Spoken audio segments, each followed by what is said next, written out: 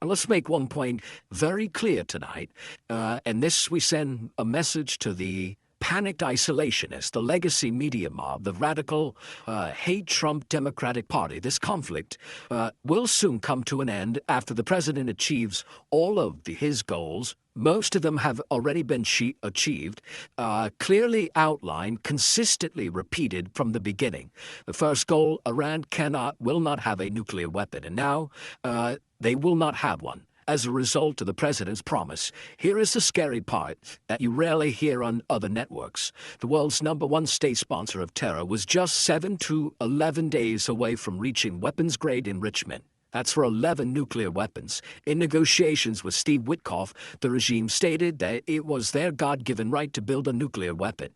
Well, now their nuclear facilities, their top nuclear scientists, their nuclear capability, their missiles, their missile launchers, their missile factories, they're all being obliterated. Most of them are gone.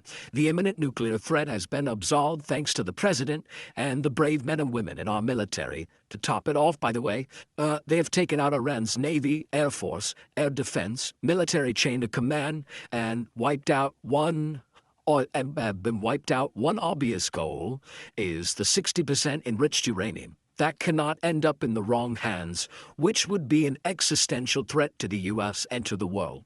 Now to the second goal. Iran must not be able to hold the region's oil supply hostage in the Strait of Hormuz. We need the free flow of oil at market prices. Already, major progress from the peace talks. Another 20 ships that the U.S. sent through are passing through that strait, untouched by the Iranian regime. Thanks to an agreement between the U.S. and Iran. Take a listen. Agreed to send 8 boats 2 days ago, and then they added another 2, so it's 10 boats. And now today they gave us as a tribute. I can't define it exactly, but they gave us, I think out of a sign of respect, 20 boats of oil, big boats of oil, going through the Hormuz Strait. And that's taking place starting tomorrow morning. Over the next couple of days, spotted boats. And I would only say that we're doing extremely well in that negotiation. But you never know with Iran, because we negotiate with them and then we always have to blow them up. And these are specific tankers that the U.S. has approval to send through. They have not touched those. Now, this likely means 2 things. One, whoever the U.S. is negotiating with from Iran's fractured leadership has real decision-making power. 2, Iran is open to negotiations, although they won't admit it publicly, which means that a negotiated settlement is in fact possible tonight.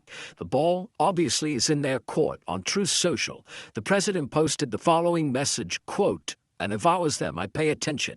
The U.S. is in serious discussions with a new and more reasonable regime to end our military operations in Iran. Great progress has been made, but if for any reason a deal is not shortly reached, which it probably will, and if the Strait of Hormuz is not immediately open for business, we will conclude our lovely stay in Iran by blowing up and completely obliterating all of their electric generating plants, oil wells, and Karg Island, and possibly all desalinization plants, which we have purposely not yet touched.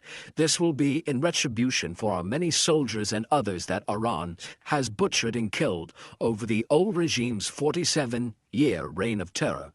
Now, in the coming days, Iran will be forced to make another decision. They had a choice before Midnight Hammer. They had a choice before Epic Fury. And that is agree to the president's terms. That means hand over the enriched uranium. That means open the Strait of Hormuz or be bombed into the Stone Age, while losing the ability to export any oil, make money for their country and fellow countrymen and women. Now, of course, regime change would be great, which kind of already happened now that we're at the 4th and 5th tier of leadership, but that was never the objective of Operation Epic Fury. This was always about securing America, eliminating the nuclear threat to the American people. All right, hey, Sean Hannity here. Hey, click here to subscribe to Fox News YouTube page and catch our hottest interviews and most compelling analysis. You will not get it anywhere else.